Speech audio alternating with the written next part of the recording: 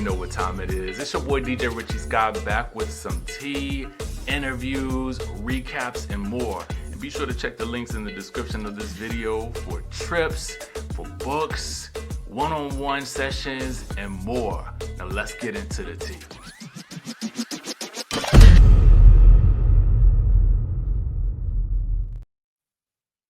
Could Mia Thornton be going from Potomac to the Real Housewives of Atlanta? What do you want to see now that Mia has relocated to the Atlanta? Should Mia get a fat, juicy peach? Is that what you guys want out there? Chime down in the chat. Should Mia move to the Real Housewives of Atlanta? Dun dun dun dun. That is the question. So of course Mia is making the press rounds while she is newly moved to Atlanta. I keep wanting to say Mia in Miami for some reason, but it's Atlanta, baby. It's Atlanta, Georgia. I see a comment right here that says Gizelle really clocked her tea at the reunion. So Mia was a guest on Dish Nation. Yes. Making the promo rounds. And they asked her about her move to Atlanta. We do find out that Gordon has moved to Atlanta. Ink is still her best friend. Is that like a best friend like TJ is my best friend? He's my best friend. Or is he more of a bosom buddy best friend? What kind of BFF is he anyway? So she does rave about him, as does her co-host. And she talks about if she would join the Real Housewives of Atlanta. So for Mia, she says this. If offered, she kind of, I think, is basically telling us she wouldn't turn it down. So she's going to eat at whatever table there's food at, as will I. But I'm just a hungry person, right? Okay, for actual food. In fact, I'm hungry now. So Mia is going to be eating from whatever table has the fattest, the juiciest, the ripest peach. She will grab it if offered to her, because why not? Who doesn't love a peach? So when they ask about who she's connected to, because oftentimes people are brought in as a friend, she lets us know that she knows Portia. She recently met Kelly, as we discussed, I think yesterday. She now knows Shamia. She obviously knows Drew. The only person that she hasn't really met is Angela. Okay. So I think the best way to talk really about Mia moving from Potomac to Atlanta is to talk about what Gizelle thinks, because why not? Why the heck not? First of all, shout out to Reality Entertainment TV for that first story. And now we move to the Bravo Shade Room, because I'd like to show you guys a visual of the people as we talk about them, in case, somebody's living under a rock and don't know who we're talking about. So Gizelle says she doesn't see Mia joining the Real Housewives of Atlanta. Gizelle states that she doesn't feel like Mia would really fit in with those ladies, because they're wearing real designer clothes and not Fashionnova. And she advises those ladies to not believe anything that Mia says if Mia should join the cast. So first things first, let me say this before we get into the Fashionnova of it all. I mean, I say get yourself some Fashionnova if you wants to. Okay. There's nothing wrong with mixing the high and the low. And then a lot of people be really trying to go after these Fashion Nova, brand deals or whatever the case they may be. I mean, I don't have one, so I don't know what they are paying. But I mean, why not get some clothes that you could wear on the television, and then you ain't got to pay for them? Seems like that's a good way to keep some money to me. Mix that stuff in with a little high end stuff or whatever like that. But speaking of the Fashion Nova of it all, they have clapped back at Gizelle, okay? And they went right down the lineup of ladies who have at least worn Fashion Nova like items. Now, I ain't saying these items were Fashion Nova, but I ain't saying they not. What I am saying is that, sometimes Fashion Nova will give you a good inspired by design, okay? I think that's fair to say, right? That's fair to say. I mean, and I said good, right? So it is what it is. I will shop from Fashion Nova, so I'm not knocking it for nobody. But they point out, a look that Britt has on. They point out a look that Drew has had on. They point out a look Sheree has had on. Marlo has had on. So they're like, now, Jizzy, that ain't true. I love that they called her Jizzy. Robin to come back. Okay, we won't get to that just yet. That's a whole nother topic, but we're gonna talk about it in just a second. Okay, so let's get back to, is Mia a good fit, and not because of the Fashion Nova of it all. I would say that Mia has a commonality with both Porsha and Drew at this point. And let me discuss what that is. Porsha and Drew both are suffering from what I would call interesting storyline syndrome that can't be quite articulated on the show.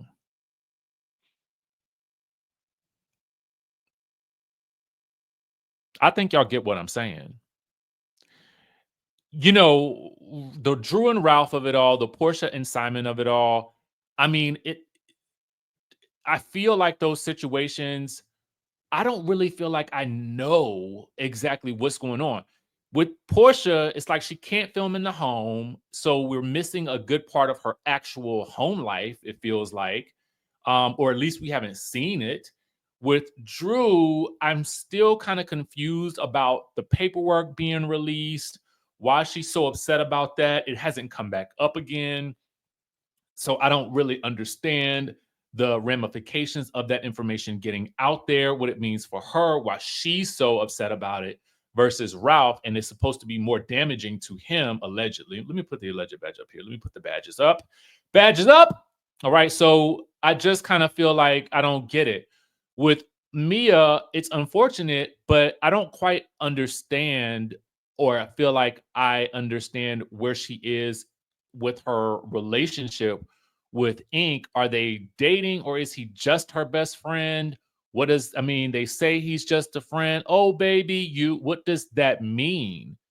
And I don't think we ever really got the full breadth of what is happening with her and Gordon. I mean, I just feel like if we wanted to line things up in confusion, then she fits. Because I need somebody to connect the dots for me on all of those stories, and then I feel like I will understand a bit more. So there's my statement on that. I mean, I'm sure I could just ask her, but I want you to tell us if you're on a show. Your story should be easy to spell out. It's like when Jen Shaw to me could never tell us and really explain to us in exact detail what she did for a living. It made me feel like, if I don't understand something that should be plain to understand, then I can't buy what you're selling me. That is the way I feel about each of these ladies. They have something that could be compelling, but there's something about it that just throws it off, and it makes it all so confusing, especially for Porsha with the story that she can't quite really articulate. So it feels like she's reliant on this Drew situation with Dennis, in which it really shouldn't be that much of an annoyance because it gives you at least something that you can actually talk about and work with. So I don't know. That's just how I feel. Just a little bit of my frustrations leaking out into this story. Um, she talks about Gizelle. She talks about this idea of Robin potentially returning, and I'm like, oh no. This is not a knock against Robin, but I think she too falls into this category of story that doesn't necessarily resonate anymore with viewers because it's the confusion of her and Juan of it all with her and that whole story about him. I think that was the nail in the coffin for her on reality TV right there. Not that, again, going back to it, she should have wanted to share that. Who would, right? But it was the fact that when the way she rolled it out and the way she kind of blamed all of this on, well, the cat, I thought Karen was going to out me on this. Like, what? It didn't move the needle for her in a positive direction with the fans or with, I think, with the network in general. So if she does come back, I feel like it should be in a friend capacity. And I'm not mad at that because I want the woman to stay employed. I want her to be gainfully employed. I want her kids to, like, I want that is how I think about everybody on these shows. Like, I want them to do well. But are you a good fit for the show in terms of the entertainment value? That is what I'm looking at. Especially when your tagline has become that you just don't care. Like, I mean, at that point, it's like, girl, like, just you just basically wrote your letter of resignation, in my opinion. Speaking of letters of resignation and being unceremoniously removed from a show, let's talk about something that we haven't had a chance to speak about, which is the Nene Leakes show. Come on and get this. Um, Deshaun Snow steps into the studio looking like $1,000,000. You can't knock the woman is beautiful, right? She looks fantastic. And clearly her time away from the spotlight has yielded, I mean, the results, I mean, as they speak for themselves. She does talk about being surprised that she wasn't invited back for season 2, which is the thing that's making the headlines right now. And you know, even as Nene is asking the question, I kind of feel like, girl, you know why she won't invite it back. I mean, Deshaun Deshaun doesn't really fit to me the zany, kooky housewives mold that we typically like to see. Even at that point in time, she seemed a little too sane. Not that people that go on Housewives are insane. That's not what I mean. She just seemed so nice that it didn't really seem like she was going to give us good TV. And I think that's also the thing too. Like, somebody could be a great person, but that doesn't mean that they're reality TV material, right? There are so many factors that go into what makes a great reality TV star. And I just don't think that at that point in time that she had that frame of mind. So, or that she was even in the space to be that person. Granted, every show needs, I think, someone who is there to balance it all. Um, i.e., you have a Cynthia on this season who, as a friend, is providing the balance, I feel like, which is odd, but here we are. But that balance also, that person who is the balance also has to have something that makes them pop outside of that balance. I just don't think at that point in time she had it. That could have been life circumstances, the upcoming divorce. It could have been so many things. Beautiful, gorgeous woman, but I just didn't see that this was the thing for her at that point in time. So I don't think it should have come to a surprise to anyone. Um, I just think it didn't work. And I think that, you know, inviting Candy in was probably the better move for the show. Now, could they have had all 6 of them? I guess potentially, but back in the day, they were doing 5. Y'all remember, like, the early days? It was like 5 women. and everybody else who operated around that core group. So, you know, I think that that's probably what they were thinking. I mean, we've only got the budget for 5, and we're gonna bring in Candy, so we got to axe out somebody. So I think that's probably what happened. So anyway, I mean, make sure you guys catch the full interview on the Nene Leakes YouTube channel. One of the things that I think is very interesting that Nene Leakes is doing is kind of recapping the episodes. I will say this: I caught the title of the last recap, but I didn't watch the full video. I don't want Nene to apologize for some of the things that she's still kind of learning and just kind of going through. I think that it is something that she's just going to grow in. And we know that at this point. We'll give you feedback. I think you could take that feedback and talk about it or whatnot. But the title of it kind of just threw me. And I was like, girl, you don't got to apologize. Just continue to do the work. And I feel like that is how you get better, because you flex the muscle more. And the more you flex that muscle, the better you get, and the more you find your style and what works for you. And I mean, I try to be positive about these things, because it's like anybody with YouTube. You gotta exercise the muscle. That's how you get better. And you don't get better by just doing it a couple of times. And then if nobody, for a lot of you guys, you want to do YouTube and you feel like, okay, nobody's watching me, but really, have you given yourself enough opportunity to get better and better and to grow during this time when you feel like nobody's watching you? That's the time when you're in the gym. And by in the gym, I mean, it's kind of like working out, right? You're working out every day. You're putting that input out there every day. You're pushing out videos. You're learning about what works for you and what doesn't work for you. And then you get better at what you're doing, and you find a rhythm that feels comfortable for you. And then when the time is right, those videos start to blow up. But it takes some time. And just like with Nene, her videos are already blowing up. It's just going to take her some time to fall into her pace and really just develop her own style that she feels really comfortable with. And once she does that, watch, she is going to just soar, not only for herself and her analytics, but in her own mind. So that's my thoughts on that. I do tell everybody to start a YouTube channel.